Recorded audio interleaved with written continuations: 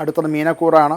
Pieces എന്നാണ് അതിന് ഇംഗ്ലീഷിൽ പറയുന്ന പേര്. പൂരുരുട്ടാതിയുടെ അവസാനത്തെ ഒരു പാദവും ഉത്രട്ടാതിയും രേവതിയും ചേർന്നതാണ് മീനക്കൂറ്. 6-ാം ഭാവത്തിലാണ് സൂര്യനും ബുധനും ഉള്ളത്. ഉത്തരവാദിത്വങ്ങളൊക്കെ കുറച്ച് കൂടുതൽ വർദ്ധിക്കുന്നതായിട്ട് കാണാം. എന്നാൽ അതിനനുസരിച്ചുള്ള അംഗീകാരങ്ങളും, അതായത് അതിൻ്റെ ഒരു ഫലവും കൂടെ നമുക്ക് കിട്ടും എന്നുള്ളത് തീർച്ചയാണ്. ശനി ലഗ്നത്തിലാണ്. അത് ലഗ്നശനിയുടേതായിട്ടുള്ള ദോഷങ്ങൾ ഈ ഒരു 2.5 വർഷക്കാലം മുഴുവൻ തന്നെ അവർ അനുഭവിക്കേണ്ടി വരും. എങ്കിലും 5-ാം ഭാവത്തിൽ വളരെ ശക്തമായിട്ട് ഉച്ചസ്ഥിതിയിലുള്ള വ്യാഴം ഉണ്ട് എന്നുള്ളത് കൊണ്ട് എത്രയൊക്കെ ദോഷമുണ്ടെങ്കിലും ആ വ്യാഴത്തിൻ്റെ ഈ 5-ലെ സ്ഥിതി കൊണ്ട് അതെല്ലാം തന്നെ ഇല്ലാതെ ആകും എന്നുള്ളതും കണ്ടുവരുന്ന കാര്യമാണ്. ഇവരുടെ ആസൂത്രണ ശേഷിയും ഒക്കെ കുറച്ച് കൂടുതലായിട്ട്, അതുപോലെ സൃഷ്ടിപരമായിട്ടുള്ള ചില കഴിവുകളും ഒക്കെ ഇവർക്ക് ഉണ്ട്.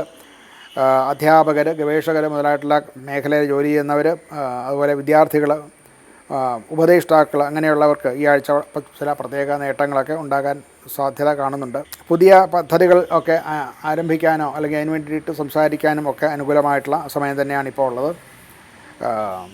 എല്ലാ തീരുമാനങ്ങളും സ്വയം വിലയിരുത്തി ശരി, സത്യം എന്ന് തോന്നിയതിന് ശേഷം മാത്രം നടപ്പിലാക്കാൻ ശ്രമിക്കേണ്ടതാണ്. ധനപരമായിട്ട് സാമ്പത്തിക സ്ഥിതി ക്രമേണ മെച്ചപ്പെട്ട് വരുന്നതായിട്ട് കാണാം. നിക്ഷേപങ്ങളിൽ നിന്ന് ഭാവിയിൽ ലാഭം കിട്ടുന്നതായിട്ടുള്ള ചില തീരുമാനങ്ങൾ എടുക്കാൻ കഴിയും.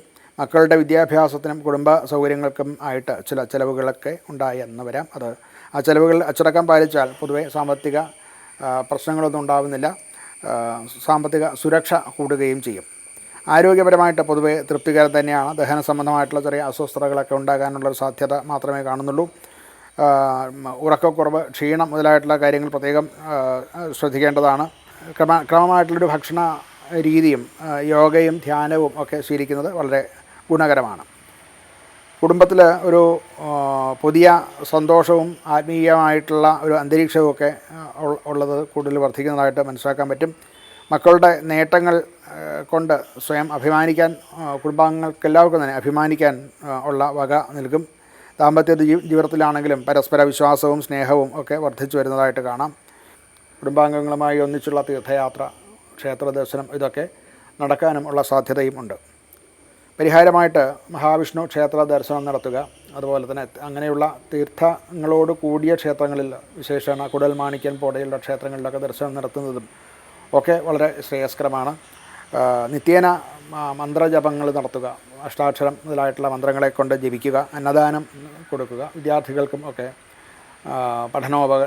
സഹായങ്ങൾ കൊടുക്കുക, വിദ്യാർത്ഥികൾക്ക് പഠനത്തിന് വേണ്ടിയിട്ടുള്ള സഹായം കൊടുക്കുക, പ്രായമായവർക്ക് അന്നദാനം, അതുപോലെ വസ്ത്രദാനം ഇതൊക്കെ നടത്തുന്നതും വളരെ ശ്രേയസ്കരമാണ്.